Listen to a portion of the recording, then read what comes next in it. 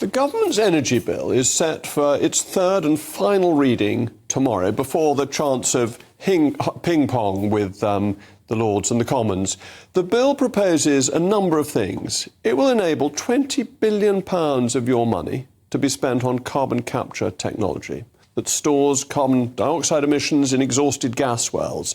But £20 billion is a lot of your money to be spent on a speculative technology.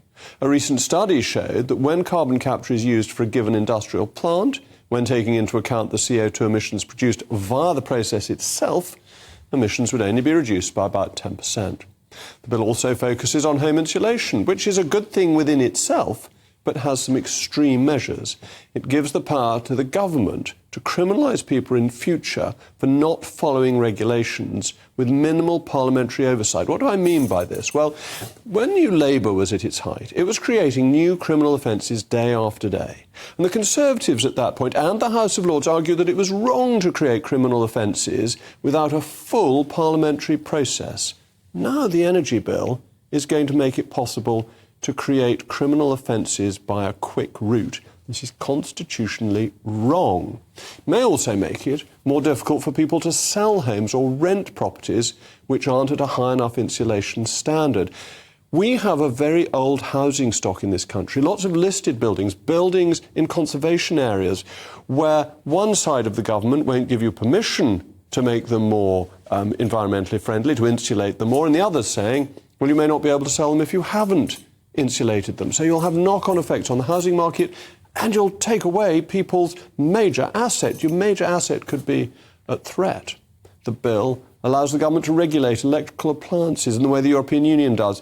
You remember all these stories about how powerful a kettle could be, or a Hoover, a vacuum cleaner. This bill will allow us to do the same. But this is outgreening the Greens. And for a Conservative government to ignore the market is surely a mistake, because sensible consumers, and I assume consumers are sensible, will always choose more energy-efficient appliances because in the long run it will save them money, but they will judge for themselves the efficiency of the product against its energy use, rather than it being laid down by bureaucrats who think they know best. The market should be left to do its work. But the overarching intention is clear. It prioritises net zero at a timetable that was set randomly without being properly thought through, rather than reducing the cost of energy.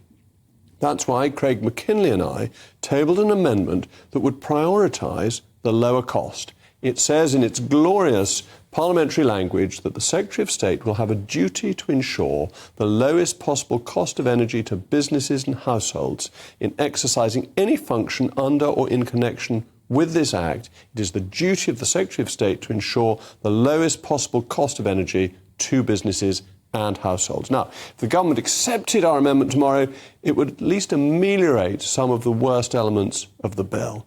At a time of a cost of living crisis, it is the government's role to make life easier for people, to lift burdens off their shoulders. The bill should be reversing the ban on oil boilers set to affect 1.7 million homes across the country. It should be reversing the boiler ban on all new builds in 2025, taking away one of the lowest costs of heating. It should be reversing the 2030 ban on new petrol and diesel cars. It should be making it easier to rent or sell homes to ease the housing crisis, not harder. The bill does the opposite. And for that reason, it ought to be scrapped, or at least entirely defanged, which is what I was trying to do in my brief period as Energy Secretary. I obviously won't be supporting this bill tomorrow.